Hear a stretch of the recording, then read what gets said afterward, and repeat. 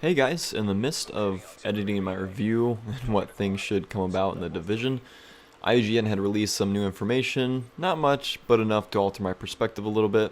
So I'm going to dive into what to expect upon release of the Division and how you can prepare yourself.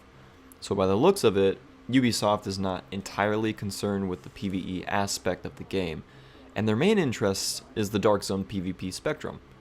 Now, I don't doubt that they won't deliver or eventually deliver a great PvE content, but when tweaks, patches, and fixes come, their main priority will be the Darkzone. Now, that being said, is that necessarily a bad thing? Well, yes and no. And that's what makes me worried as a player. Now, to state an obvious, every game gets boring or repetitive to most players no matter what, but the time it takes to get to this point is a big factor. So by the looks of things, the Division time span of reaching this point doesn't seem too long, which comes to the question, will there be enough content? Like most games nowadays, they come incomplete with the future content set aside. So we already know that Ubisoft has this planned and set.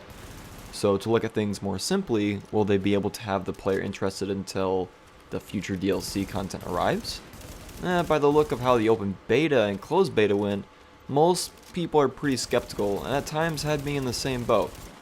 But as this video goes along, you'll kind of get a balanced feel for what the game will be. Now, to focus on interpreting the playstyle of everyone based off of how the beta went and kind of the smaller side of the community that jumped in on that when it comes to the Darkzone and how to, get the basics down. So to access the Darkzone, you'll have to enter through checkpoints or safe houses, which include a specific vendor and a resupply chest. The first 5 seconds of leaving the door, I was attacked by some Lone Ranger, which this gave me the don't trust anyone in the Darkzone mentality right off the bat. It was funny, frustrating, but you'll get used to it. So let me clarify. Do not trust anyone no matter what. Even if they say they're friendly or they want to farm mobs or even help you against enemies, just keep in mind the Darkzone is built around the idea of not knowing who to trust and where they might be lurking, which in my opinion is what drives me to play the Darkzone.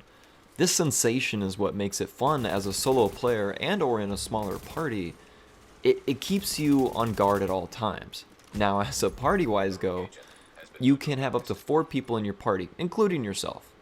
If you haven't already been informed about rogue status, I'll give you a quick summary.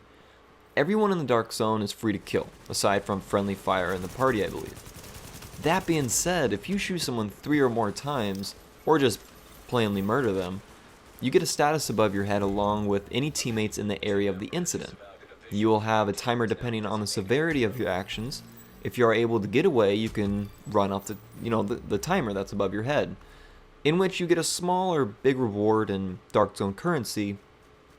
That all depends on the rogue status rank. So the longer you fight and defend, your rank will go up, etc.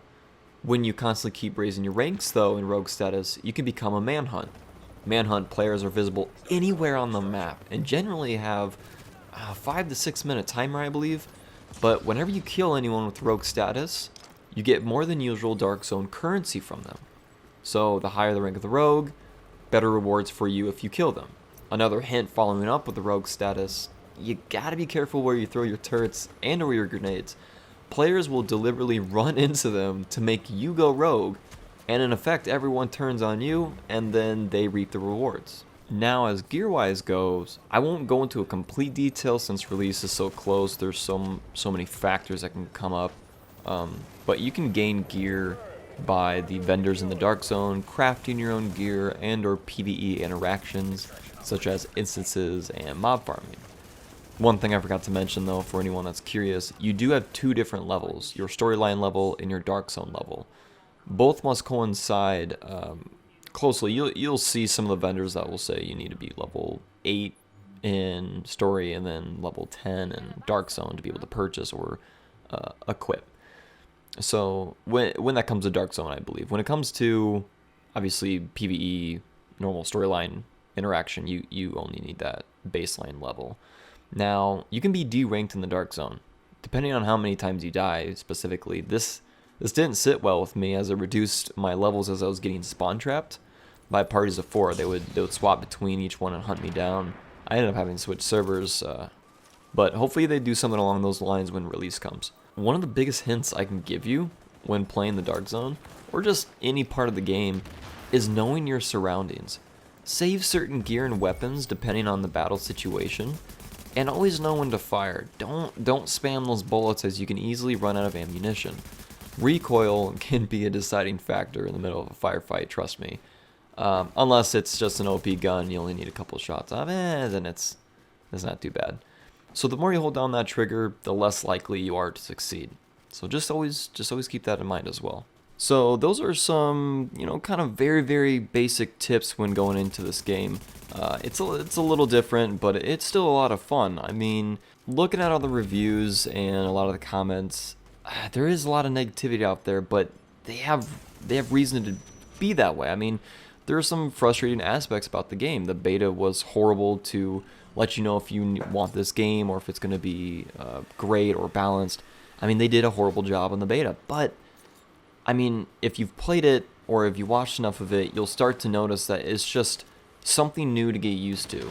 I myself, I mean, it got me out of my box. I really didn't want to PvP too much. I enjoy the aspect that Destiny brought in PvP, Call of Duty, that kind of stuff. But this is a free roam PvP, back in WoW, whenever we would go over different factions, it was unbelievably fun in the vanilla days, and you always had to watch your back. People are always able to go against you, and I loved it, and it's kind of bringing that feel back for me. So, will I play solo? Yeah. Will I play in some parties? You betcha. It's gonna be fun. I have high hopes for it. I have a little bit of optimism. Sometimes I'm pessimistic when it comes to stuff like this, but if there's anything that I forgot that is pretty much a necessity when starting this game, feel free to comment for anybody. I know the game's coming out real soon. We got a week. It's it's coming, but I don't know. I wrote a review and then IGN released some stuff, and then there's some other information that leaked, and I had to kind of tweak it all back a little bit and re-record. So yeah, have any other questions or anything, guys, just let me know. I know I'm gonna continue doing Division stuff. I really did enjoy that game, and get more of that content out and try to help out. So, alright, take care, guys.